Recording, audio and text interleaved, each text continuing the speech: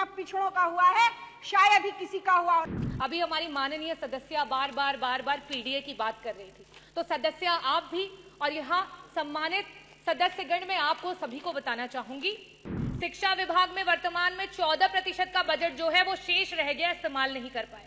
स्वास्थ्य में 40% का बजट ऐसे ही रह गया, उसे इस्तेमाल नहीं कर पाए। कि लाजमी है तुम्हारा मेरे किरदार पर उंगलियां उठाना, लाजमी है तुम्हारा मेरे किरदार पर उंगलियां उठाना। तुम वो जो चाह कर भी मेरे मयार तक नहीं आ सके, आप योगी जी पर उंगलियां उठा सकते हैं, लेकिन 20 वर्ष अपने शासन को देखिए। माननीय सभापति महोदय, इनको पीडीए की याद आती है, क्योंकि आपको पीडीए इसलिए याद आ रहा है कि आपकी सरकार में यानी पिछले 70 वर्षों में जितना शोषण दलितों का, जितना पिछड़ों का हुआ है शायद ही किसी का हुआ। और आज भी मैं भारतीय जनता पार्टी की सरकार से आती हूँ और एक ऐसे समाज से आती हूँ जिसे 70 वर्ष आपके लोगों ने प्रतिनिधित्व नहीं दिया, भारतीय जनता पार्टी ने दिया है। मैं उस वर्गवंशी समाज से आती हूँ, इसलिए दर्द समझती हूँ लोगों का।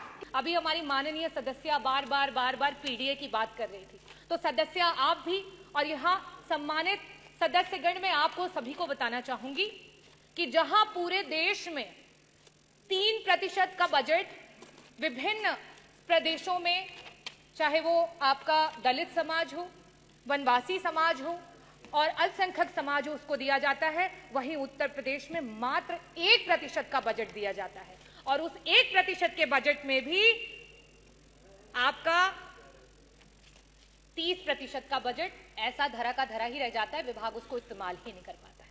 हम इतने बड़े बड़े बजट की बात कर रहे हैं, मैं आंकड़े रखना चाहूंगी।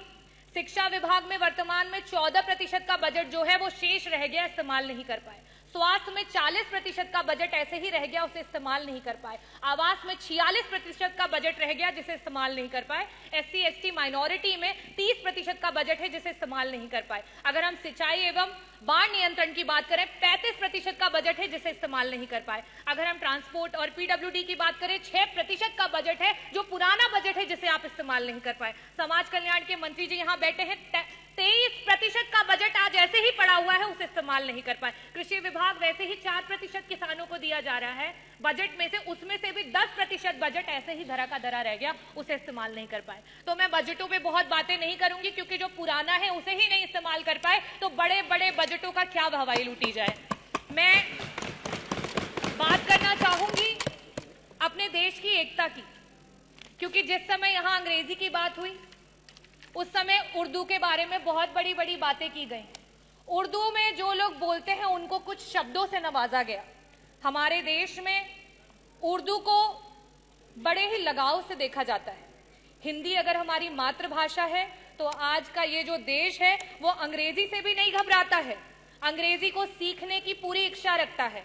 पंडित ब्रिज नारायण जी, पंडित रतननाथ सरहार जी, मुंशी प्रेमचंद जी, पंडित आनंद मोहन जी, यहाँ तक कि उपराष्ट्रपति रहे हुए कृष्णकांत जी, इन सभी लोगों का उर्दू से बहुत लगाव था। तो क्या इनके लिए भी उन्हीं शब्दों से नवाजा जाएगा?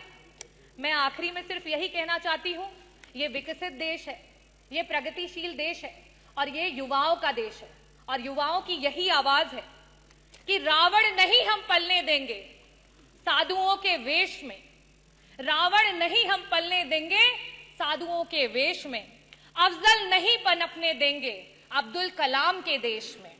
हिंदू हो या मुसलमान अब शीश नहीं कटने देंगे, कसम तिरंगे झंडे की अब ये देश नहीं बटने देंगे। जय भीम, जय भारत, बहुत बहुत धन्यवाद।